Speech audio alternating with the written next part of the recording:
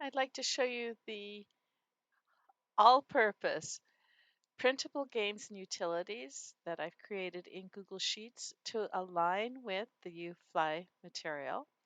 Google Sheets, as part of the Google platform, has many similarities to using the same functions as docs and slides, but there's some differences I just want to point out really quickly. Number one, if you don't see all of the formulas and the control bar up here, there's this arrow up here in the top right, and that can push it down and you can see more of the control. But if you don't need all of that and you want it up out of the way, that pushes up out of the way. The other thing is sometimes you'll be looking at this in full screen. So under View, Full Screen, and you won't see any of the controls. So if you're faced with a Google Sheet and you don't see any controls, hit Escape to get out of full screen. So there. Um, the other thing you want to see is that this little button way down at the bottom, the three stacked lines, is all sheets, and this will give you a list of all the sheets. So Google Sheets is like a pad of paper where you have one sheet after another, and all the sheets are labeled down here at the bottom. Do you see these labels here? Down here on the bottom. So you can always see these across the bottom. You might not see all of them because there's too many. So you would go to the three stacked lines, all sheets, and then you can scroll through and see all the sheets because there's a lot in this. So just to help you get around. So starting off with contact information. So if you have any questions, let me know. The the sheet that says instruction gives you detailed instructions on how to authorize the script, how to use the randomization and pulling the lists.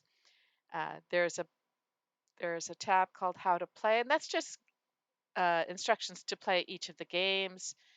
Printing instructions because the various games, some of them are landscape, some of them are portrait, some are normal scale, some are fit to page breaks or fit to width, and some have narrow margins. So that's all listed here. You'll have access to that. The real meat of this is in this tab here that's called List for Games. In this, you don't see everything that's happening. There's a lot of things happening. We start by clearing the list. That is this macro here. And when you press it, it clears this. And you can tell this what lessons you're working on and for which you want games. So if I say I want to review lesson 19, it's got all the lists and of all the word lists for all the lessons here. And let's say I'm going to work on 19. All I do is use the down arrow, say lesson 19, and it pulls all the words that are in those word lists for lesson 19. And we have it here, and it alphabetizes it.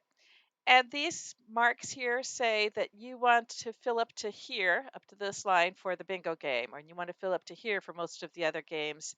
And then the printable Chutes and Ladders game requires even more words. So let's say you've got your list here. You've put it in here. You might want to randomize it. Maybe you don't want the words in alphabetical order. You just hit this button. It randomizes it. There. And then each of the games has that set. Now, it's only going to take the first 25 or 36 or whatever is required. So this list has 100 and something. It's only going to take that first 25 to put into the games. So the first game, it's not really a game, it's a utility, is what I call a flashcards. And this just randomizes the list so that you can keep pressing the button and get a new word in there from that list.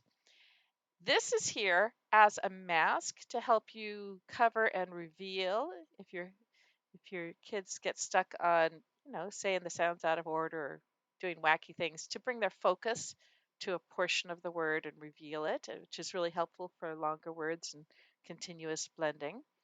And it's also helpful when you get to multisyllabic words where you want to say, hey, split here. Now say this part, now say this part. So this is a mask. To use a mask, to use any of these floating objects in Google Sheets, you need to, it takes two taps.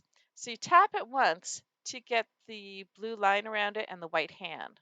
And then you have to use a second time.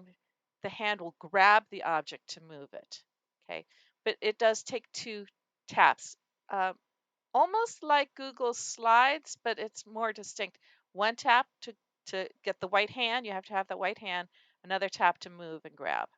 Okay, so all of the objects that are movable in Google Sheets take the two taps. Anyway, so this is a what I call flashcards, just to randomly show the cards. Now, all of the other things in here are for print. So I've got the roll and read. So it's taken the first 36 words of that list and has placed them into the roll and read. This is printable. Everything, if you do your control P to print, and it's set up right now as to how it prints. But if you need to make adjustments, it's on that how to print page. And I made all of these so that you can print in color with a little bit of touch of color, or you can print in black and white and with much less ink. So none of these print too dark that it takes a lot of ink. Okay, so that's the roll and read, which normal instructions. This is the bingo game, and I have it set up to print 10 unique bingo cards. And if you have to print more than 10 and you want each unique, so you print your first 10, go back to your list for games, hit randomize, and then it's random, and now you have another set of 10 randomly ordered words, and you can do that as many times as you need to for your class. And again, these print with minimal color or with minimal ink if you're using, grayscale. Okay. This is the squares game, and this game I print off and I play it where, I don't know if you're used to this game, where kids will say two words, bog cup, and they draw a line between it. And then the next student says two words, tag mat, and draw a line between it. And then when you are able to uh, enclose a square, you put your initial in it, and then you play until um, time's up, or, see who has the most initialed. And I like this one because each word tends to be read 2, 3, 4 times as opposed to just once. So because you have to read bog cup, and then the next time you read cup tag, and then you read tag bib, you end up reading the words multiple times. So I do like this game. It takes a little longer than some of the others, but it's nice for a center game. And then if you don't want to take as long, you just set a timer, or sometimes I'll just draw a line down and say, you're just playing on this side today. Anyway, so that's the squares game. This is a spiral game. Let me show you what it looks like in print. So it's just take your dice, roll your dice, move your piece along until you get to the finish line. And, game of chance, right? And read the number that you land, read the word of the square that you land on. So looks like that. And in grayscale, it looks okay. So if I go to next, and I can show you what grayscale looks like here, the black and white, it looks okay. It's not as colorful, but it doesn't take up much ink. So that is the spiral game. I have a triple tic-tac-toe, and I have the instructions. I play where you alternate on the board. So one person plays on this board, the next person plays on this board, the first person plays on this board, so the second person then plays his first move on this board. Anyway, just playing three games concurrently just gives a little bit of extra strategy and just a different dimension. But you can certainly play this game and then play this game and then play this game. So that's the tic-tac-toe, triple tic-tac-toe. And then I have a chutes and ladders, or ladders and slides game. These poles are the slides. So when you roll your dice, move your piece on, if you land on a ladder, you say read this word and climb up and then read this word. If you land on a pole, you read that word, slide down and read this word, and then racing to the finish line. So I have that.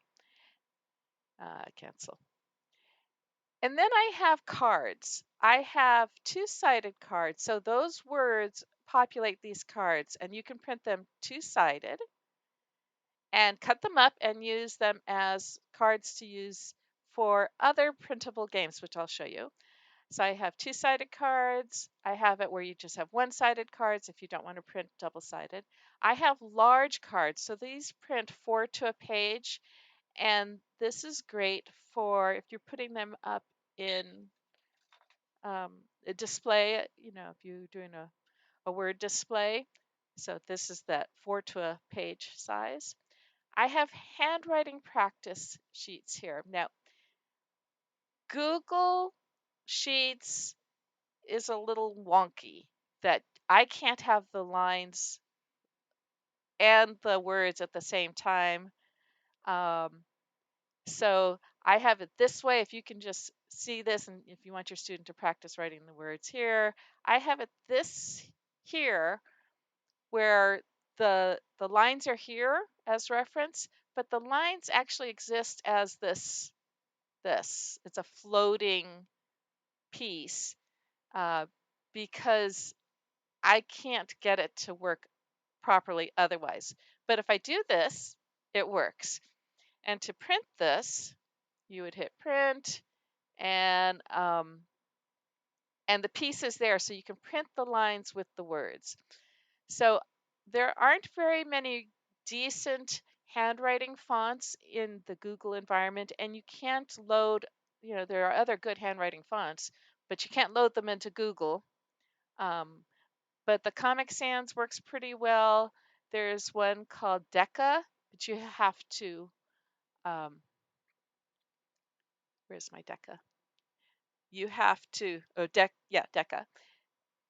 Uh, you have to load this one, and it has a little bit of extra upturns on some of the letters. So if you're going to change the font, you would either highlight both columns, or if you highlight this square in the corner, this is the select all square up here. Can you see that?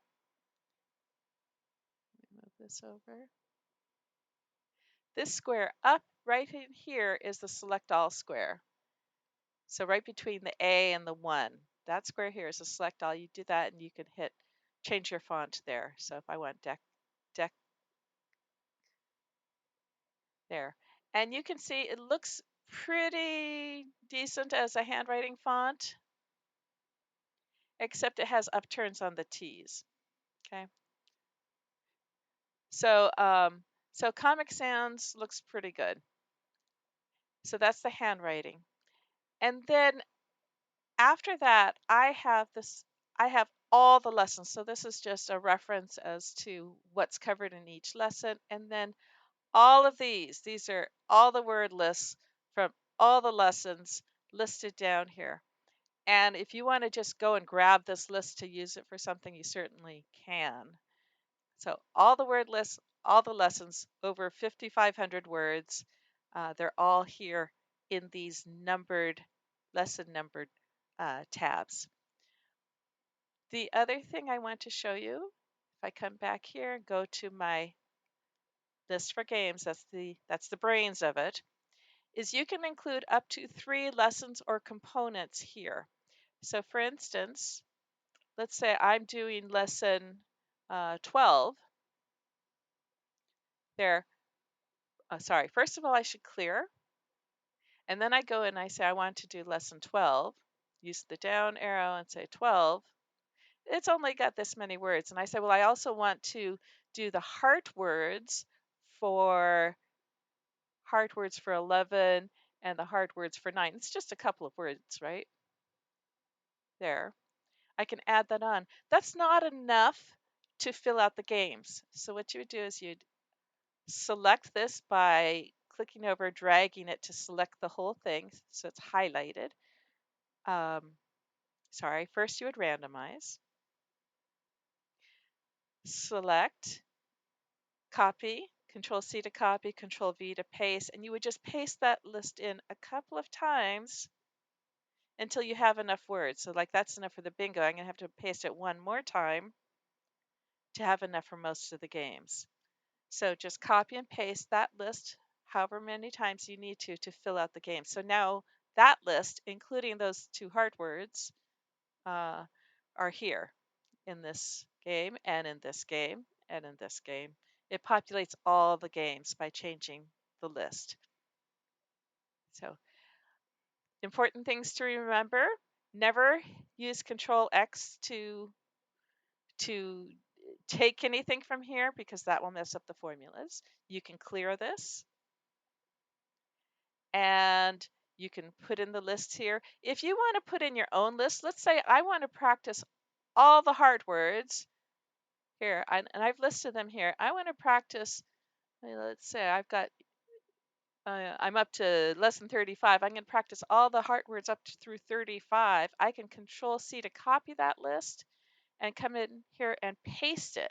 And it's okay that I've overwritten that, but I don't have enough. I'm going to have to paste it again. There we go.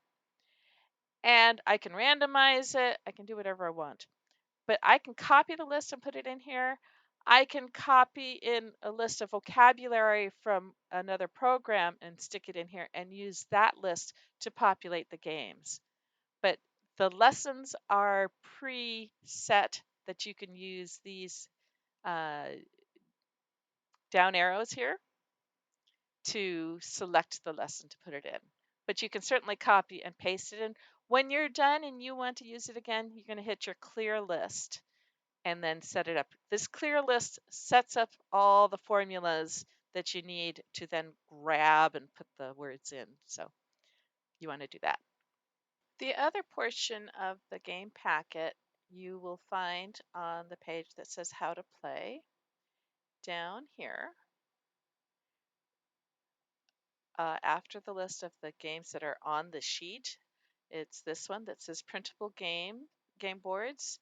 And I had 12. There's more than 12 now. Uh, and there will be more added through the year as I make more for my own students. But they're on this file. So when you click on this, you will get your own copy of this. And what it is um, a Google Slides that have printable game boards. Now, these are generic game boards. These do not have the words printed onto them. These are just game boards that you can play using the word cards and dice. So there are various games here, just generic.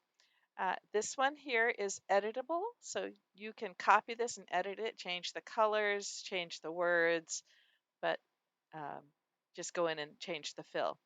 But here's this one. So start, and you just need tokens, and you'll read the word correctly, and then move your piece along the path. So that one and this one, these have the UFLI colors to play with. And then I have some generic ones with just different colors. And I don't know what it is about the boards.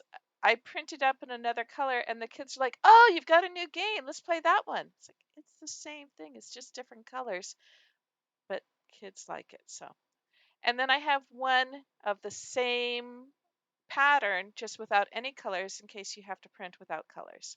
I have a very simple one that's just, help the dog find his bone by going along the path.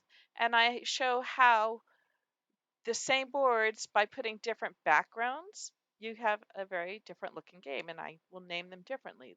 This one is the the underwater adventure, and I've put some where I've put a shark in, and then it's Shark Attack, and it's a different game. It's just the same piece, but a different background. So I have these in here with different backgrounds. This one I found in a free image that had something that looked like Minecraft, and I just used green colors, and now I've got a Minecraft game. And then I make it with themed by finding a free image and then changing the color scheme, and now I've got Thanksgiving or Christmas, or this one's just a free image of skyline, and I use Harry Potter colors, and I've got a Harry Potter game for my kids who like that. So I just have these, and I do these in color generally, and I print these off and laminate or put them in sheet protectors, and I use these for playing the games. And for these, and I'll explain this last one in a second. For these, I use either the printable cards the word cards that we print off, and it looks like, so I have the printable cards, and I just print it off, cut them up. I use thicker paper than this.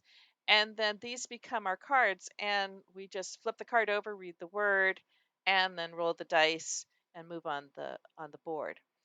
Or I use the piece that I call the flashcards. If I have an iPad or something, a computer that I sit in front of the kids, and they just flick through these to read the words with the printed game. So I have that.